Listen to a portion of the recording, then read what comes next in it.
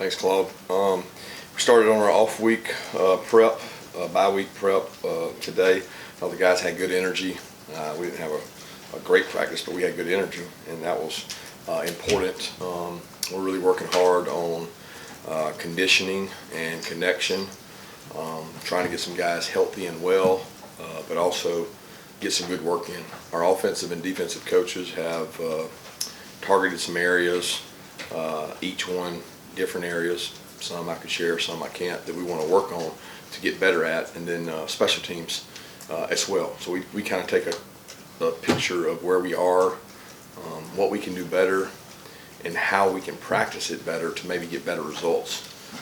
And that's what we started on today. We do work on future opponents. So we worked on a team that's further out today, and then a little less further out tomorrow, and then we'll start on Florida prep probably Wednesday or Thursday, tomorrow or Thursday.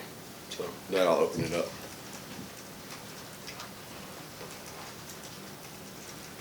Coach, how far along was Lawson? I know he's played in the last couple of games, and you mentioned him briefly in the postgame. Where's Lawson Lucky at in his comeback? And can you fast track a guy like that? Is that a good term, or is that not really? You don't fast track an injury, really any injury. You do what the medical staff tells you and what the body tells you. Lawson's done a fabulous job rehabbing from his, and Lawson's a really tough kid. Both parents were college athletes. He's not afraid of work, and he's done a great job. So I still don't think Lawson's 100%, if that's what you're asking, but he is definitely, he's been cleared to play, technically since Auburn. He's been cleared to play, but he just hadn't quite been ready to play. Yeah, Coach, going back and watching it seemed like the playing surface might have been an issue, guys slipping, multiple injuries. I'm just curious your thoughts on the playing surface Saturday. Yeah, I don't get much into that. I hadn't read that anywhere, seen that anywhere. I mean, we had guys slip, sure. We have guys slip every time we play on turf. Actually, there was a game, I can't remember who Kentucky was playing, but I counted like 15 times people slipped in one of the Kentucky games before we played them, and I thought, well, that was Kentucky at home. I think just traditionally, a lot of our college teams don't practice or play much on turf, and when they do, they traditionally have they slip more. We did a big surface study last year that we're looking into to get our indoor better up to date, because ours is, I think, on year 9 or 10, and maybe 8 or 9, and we're looking at this monofilament that more of the NFL teams are going to. That's actually what Vandy has, I think. So it's very standard. Coach, a lot has happened with Brock since we last talked to you up in Nashville. Just wondering if you can kind of be specific with us on what he's dealing with. Was it in fact the tightrope surgery? And then obviously you're talking about a guy like him with unlimited NFL potential. How are you weighing that against trying to come back and win a championship? Yeah, I don't think it's much about any of that as it is the more I've learned, and I've slowly become a bigger expert on this tightrope surgery, not because of Brock, because we've had multiple other guys, and so have other teams. I've talked to Hugh Freeze, Shane, several of the guys, in our conference have dealt with this injury. It's much more common. It's all over the NFL. So it's happening at a higher rate, I guess you would say. And a lot of studies have been done on it. And philosophically, to get healthy, you need to get back moving that ankle as soon as you can, meaning get on it, get weight bearing, move around. And we've had guys going through this process. So Brock will take on that same rehab process, and his surgeon and Ron will work together on that, and it won't be done any different. The key is that we are trying to get him back healthy. There is no timeline for when he comes back to play. The timeline is when he's healthy, and I don't think you could put a timeline on it, because historically there's been guys that came back really fast, and there's been guys that come back really slow. Each one's been different. Kirby, do you have an update on Xavier Truss? Was his a high ankle sprain also, and what is the availability for him with Florida and Amarius Mims as well? Yeah, don't know. Truss did not practice today, but Truss was weight bearing, second half of the game. He was on the sideline and over there, and his deltoid was a little bit hurt, but it's not tightrope or anything like that. We think he should be fine and should be good to go. I don't know if he'll be good to go by Thursday, but should be good to go by Monday.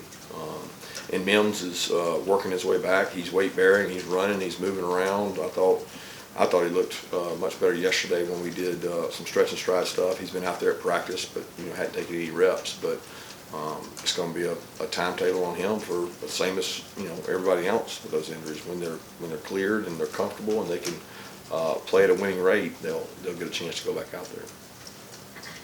With Brock being out, who are you really looking at to step up and fill that hole on offense? Yeah, I talked to the team about, coached football 25 years, and every year you have different challenges. And this year is no different than any other year. The challenges are only different. And so one of our big key DNA traits is resiliency. So this team has been extremely resilient. I 100% confidence they'll be resilient. And if they think that one guy's going to replace Brock Bowers, they're wrong. And if anybody thinks they got to be Superman, they don't need to be on our team because they'll be disappointed. Superman is not real. He's dead. He's not alive. So he's not real. So you can't try to be that guy.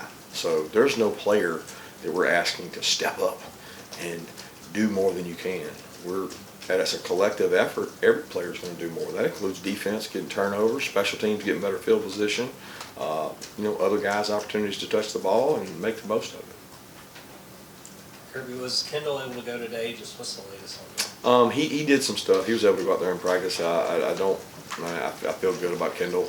It was not a high rep day for him, no, but he was out there, and I'm pretty sure he went. I think he did. Hey Kirby, have you spoken with Brock after surgery and just mentally and emotionally, how's he doing? I'm sure this is a tough thing for him to be going through. Brock Bowers is great.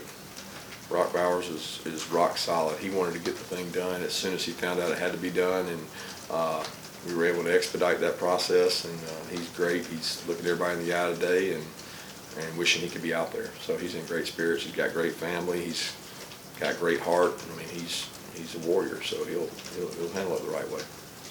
Yeah, Coach, I had a chance to evaluate him. Just curious how you thought Monroe Freeman, responded to having him get thrown in action. Yeah, you get thrown in there, and it's great because about 3 weeks ago I called him in and told him, I said, Monroe, you realize you're one play away, and every rep you take in practice, you should be imagining that you're, road game in there on the stadium and ready to go. And sure enough, it happened, and I thought he did a good job. There's a lot of things he could work on, but there's butterflies in that. Fortunately, he had gotten to play in some games, but not in that situation. So I was thrilled that he got to go out there and get some confidence and go play. He's a really good athlete, and he's a worker, so he'll work really hard to get better.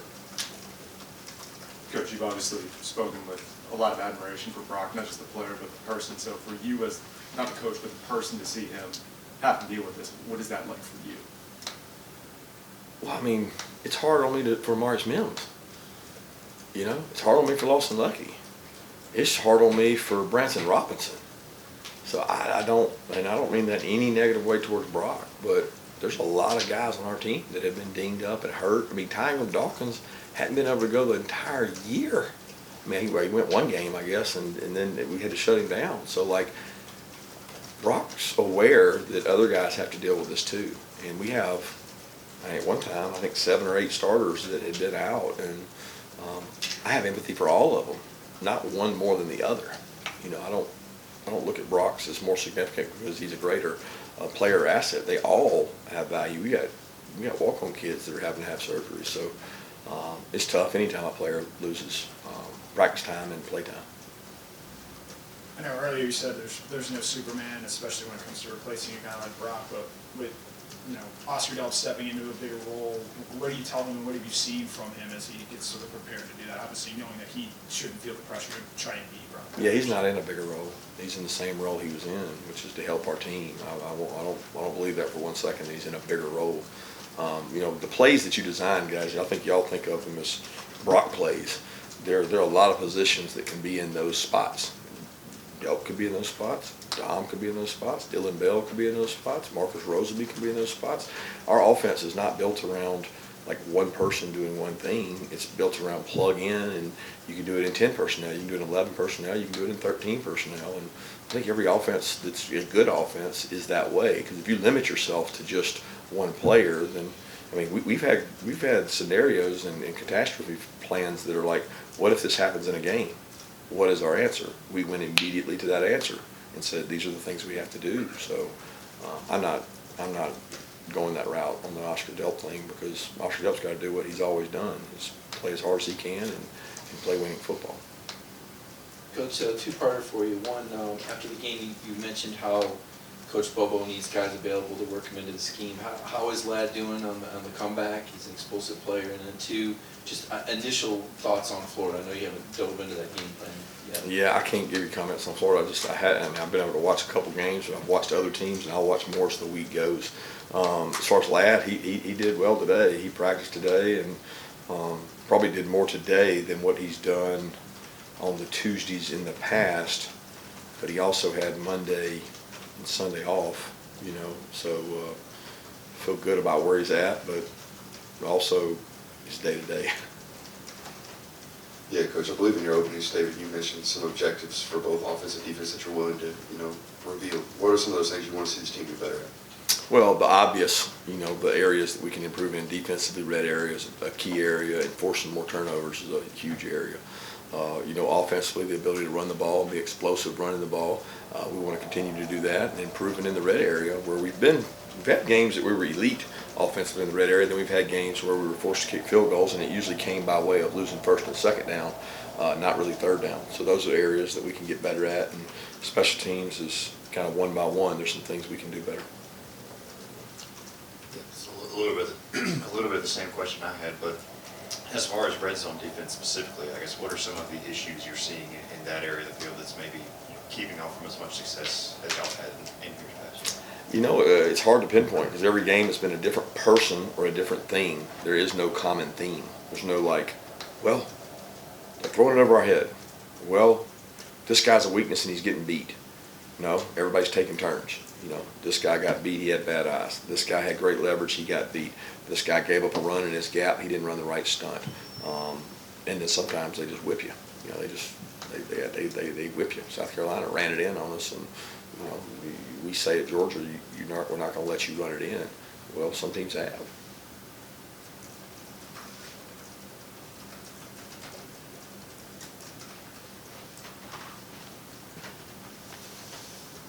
Yeah, after getting a chance to review the tape and seeing him now start 7 games, what is your impression of Carson Beck and how he's grown to this point in the season? Yeah, he plays very consistent winning football when he plays within the system. I think sometimes when he tries to do too much, he gets himself in trouble. But he's played a really high level to me, like a 90% success rate, and keeping the 10% from being catastrophic is critical. Because that's the ones you want to get back. And then if he can take those 10% and throw them away, then keep his 90% and his accuracy, we're going to be good offensively when he's good.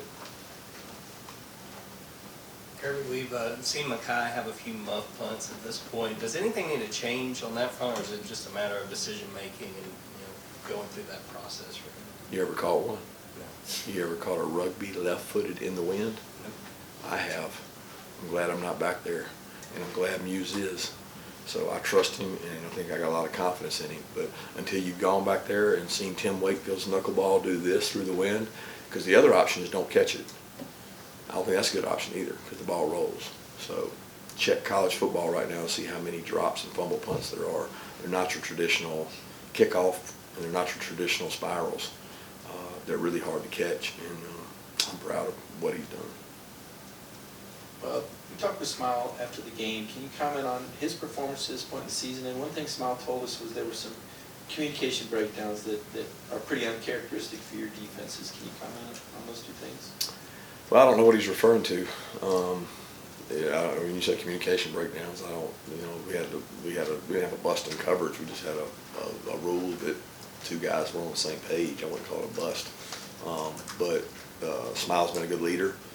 Smile's closer to 100%. I think he played early in the camp on an injury that a lot of people take a long time to come back from. I think he made it back in 4 months and was able to go play early in the season. And he's like, the early season was like his camp.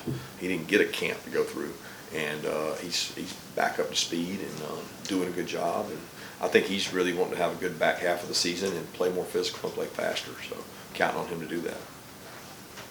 Kirby, you guys have gone without impactful offensive players last couple of seasons due to injury. Is that something you guys can lean on in terms of knowing that, Bowers is different obviously, but is there anything instructive about that? I don't know. I don't know that I would agree with that statement. We've always had somebody that was impactful. I think you may be referencing George or some of those guys, but we've always had other guys that were impactful, and I still think we have impactful players on our offense now. So we've got good football players, and our guys are excited for the opportunity, and we got good coaches that'll find ways to get good players in football.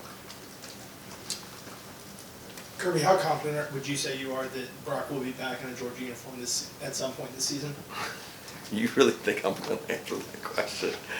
I mean, like, is that all this is about? Like, you guys, all y'all want to talk about is whether he's going to be back or not. That's not, like, that is the furthest thing from my concern. My concern is this team and getting Brock Bowers healthy. And this team and getting Brock Bowers healthy. Like, to answer that question is speculative. I'm not going to speculate. Coach, you've been pretty good in 2 minutes the last couple of weeks right before the half. What's been the key to you guys, being successful in those critical moments in the game? Getting the ball back for the offense to let them go 2 minutes.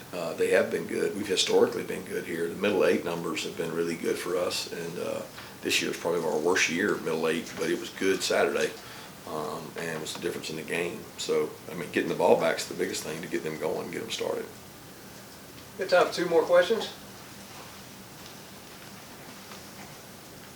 And I'm sure you do your best to ignore it, but there's been a lot of doubt cast on Georgia's way losing a player like Brock. Is that maybe something you guys can use as fuel to sort of, say, hey, we're more than just one great player on this team? I don't know.